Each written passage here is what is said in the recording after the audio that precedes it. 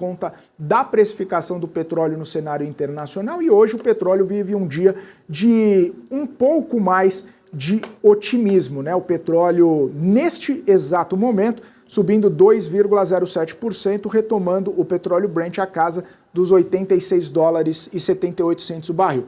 Aí Enalta sobe, Petrobras sobe, 3R Petróleo sobe, Petro Recôncavo também tem uma alta de 1,88%, portanto, esse cenário acaba sendo um pouco mais interessante para as companhias, não necessariamente apenas o resultado está ajudando nessa movimentação de prio.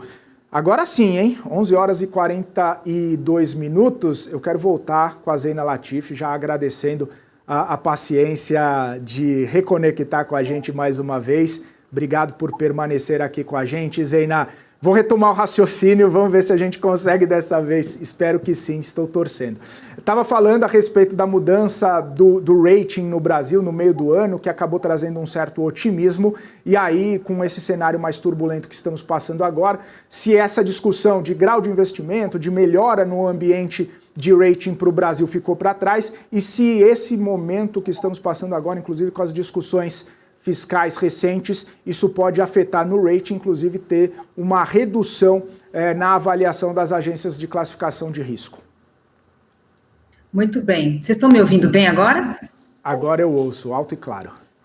Vamos lá. Olha, as agências, primeiro que eu acho que quando rebaixou o Brasil lá atrás, foi uma decisão, na minha visão, equivocada, né? O Brasil já estava retomando a agenda de ajuste fiscal, de reformas estruturais. Então, de certa forma,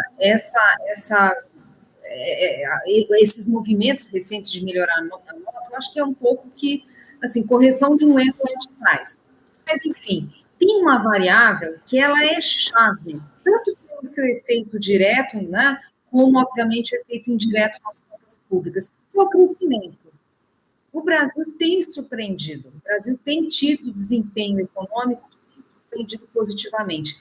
Claro que ainda muito lento à luz das nossas necessidades, não há dúvidas em relação a isso, a gente sabe do drama social do país, mas de qualquer forma tem tido boas surpresas, que eu associo isso exatamente à retomada de reformas estruturais que a gente tem no país nos últimos anos.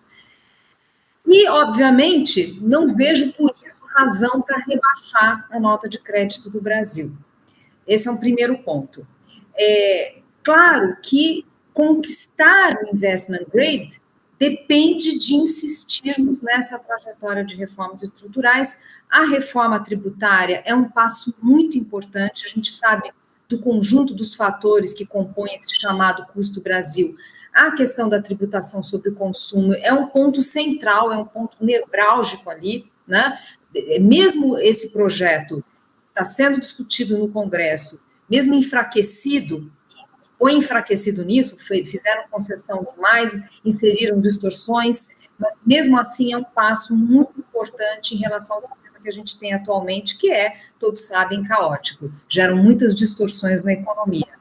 Agora, na questão fiscal, é claro que se tivéssemos uma agenda mais ambiciosa, esse caminho para reconquistar grau de investimento seria outro. Então, assim, eu não acho que a gente vai perder perspectiva ali de nota de crédito, não acho que vamos chegar a isso, mas é sempre o Brasil perdendo oportunidades, né? E a gente, assim, perder oportunidades num país que tem problemas tão sérios, que envelhece, o bônus demográfico foi embora, o custo, claro, é crescente. Zeina, só para a gente encerrar aqui nossa conversa, né? Queria entender um pouco ainda da sua leitura, a gente falando um pouco desse descompasso, talvez, né, entre as promessas ali da Fazenda e, de fato, né, o que a gente viu esta semana, esse desencontro, talvez, de prioridades, vamos dizer assim. Eu queria retornar um pouco aqui e tentar entender da sua ideia agora em relação ao Haddad. Se a gente olhar lá no passado, né, em vários momentos, inclusive, o mercado se perguntava se Paulo Guedes ficaria até o final também do governo Bolsonaro. Ele ficou desgastado ali, principalmente em relação àquela questão dos furos no teto. Agora, olhando para este governo, se de fato, né, não tiver esse casamento, ou se o governo jogar essa toalha em relação à meta, né, o que poderia comprometer um pouco a questão da credibilidade do arcabouço, como que você vê a imagem do ministro Fernando Haddad? Não, eu não tenho dúvida que ela tem sido desgastada, mas eu acredito que, no final, aquilo que a gente chama do pragmatismo do Lula prevalece. Veja, quando a gente fala pragmatismo, não significa fazer o tempo todo aquilo que é o racional da economia, quer dizer, o mais indicado pela racionalidade econômica. O Lula é um animal político. Então, o pragmatismo dele é ficar tentando equilibrar os vários pratos ao mesmo tempo. Posso imaginar que ele sabe o quão grave é um ministro da Fazenda enfraquecido, né? Acho que temos muitos exemplos do passado que precisam ser evitados. Seria um tiro no pé, né? Um tiro no pé se a gente continuar vendo o ministro encolhendo seu tamanho. Agora, isso significa que em algum momento algum gesto vai ter que vir. Tem essa preocupação do orçamento do ano que vem, não querem continuar, tem eleição, acho que é uma leitura, no mínimo, questionável, mas não acredito que iríamos para um quadro extremo, até porque como que faz para substituir um ministro como Haddad, né? Tem ministros que você simplesmente não consegue facilmente substituir. Eu colocaria o Haddad nesse grupo. Inclusive, se Haddad perder esse espaço ou essa força dentro do governo, né? Como que você vê? Fragiliza ainda mais a política econômica que ele tem tentado fazer, né, neste governo? Olha, a posição de um ministro da Fazenda, a gente sabe que não é fácil, né? Ele é aquele cara que tem que ficar lembrando, olha, tem que ter respeito para a disciplina fiscal. Num país que é relutante em fazer reforma, isso reverbera no Congresso, o Congresso muito impactado por grupos organizados. Cada dia a gente vê uma notícia ali, uma pauta bomba, às vezes maior ou às vezes menor no Congresso.